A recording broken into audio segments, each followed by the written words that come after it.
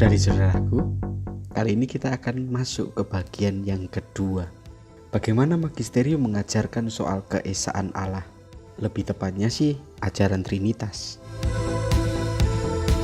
Ternyata kalau kita browsing di internet, ada banyak pembicaraan mengenai ajaran Trinitas. Ada loh yang bilang kalau soal Trinitas itu hanya akal-akalan gereja melalui aneka konsili. Misalnya konsili Nikea. Kira-kira benar enggak ya? Sebenarnya dari penjelasan sebelum ini sudah jelas sih kalau ajaran gereja tentang keesaan Allah itu sudah ada sejak awal mula gereja. Dasarnya ya sabda Tuhan Yesus kepada para rasulnya. Bahkan dalam katekismus disebutkan kalau ajaran Trinitas adalah dasar iman yang utama. Konsili-konsili yang ada menegaskan ajaran Trinitas secara tulis. Kok bisa ya? Karena ajaran itu sedang digoyang dan diserang oleh ajaran-ajaran sesat. Misalnya oleh Arius. Ada lagi misalnya Sabellius. Nah, jadi jelas bahwa magisterium itu menegaskan ajaran yang telah berakar sejak gereja perdana. Magisterium itu enggak membuat ajaran sendiri, apalagi menyelewengkan ajaran yang sudah ada sejak semula. Bagi saya sih, konsili-konsili itu justru memberi keyakinan kalau Allah tidak pernah meninggalkan gerejanya.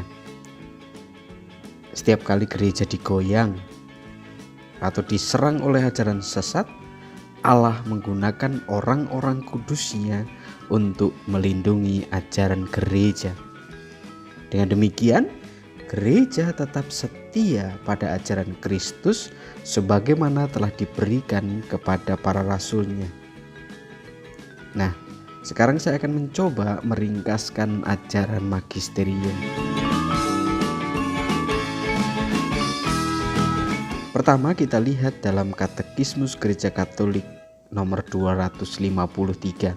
Tritunggal adalah Allah yang satu. Jangan diartikan bahwa Bapa itu sepertiga, Putra sepertiga, Allah Roh Kudus juga sepertiga. Jangan diartikan juga kalau ada Bapa sendiri, ada Putra sendiri, ada Roh Kudus sendiri. Terus dihitung. Loh, kok ada 3? Bukan gitu kali. Tapi ketiga pribadi itu adalah sepenuhnya dan seluruhnya. Bapa adalah sama seperti Putra, Putra yang sama seperti Bapa, dan Bapa dan Putra adalah yang sama seperti Roh Kudus, yaitu satu Allah dengan kodrat yang sama. Karena kesatuan ini maka Bapa seluruhnya ada di dalam Putra, seluruhnya ada dalam Roh Kudus. Putra seluruhnya ada di dalam Bapa dan seluruhnya ada dalam Roh Kudus. Roh Kudus ada seluruhnya di dalam Bapa dan seluruhnya di dalam Putra.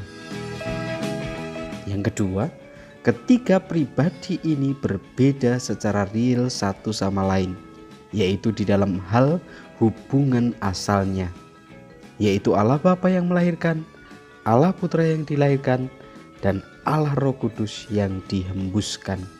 Bisa dilihat dalam Katekismus Gereja Katolik nomor 254.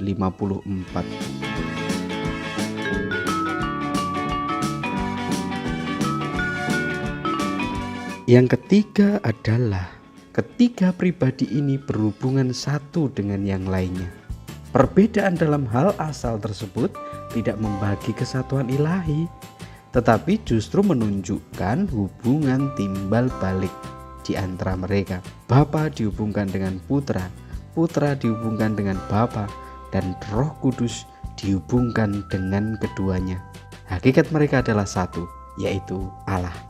Bisa dilihat dalam Katekismus Gereja Katolik nomor 255.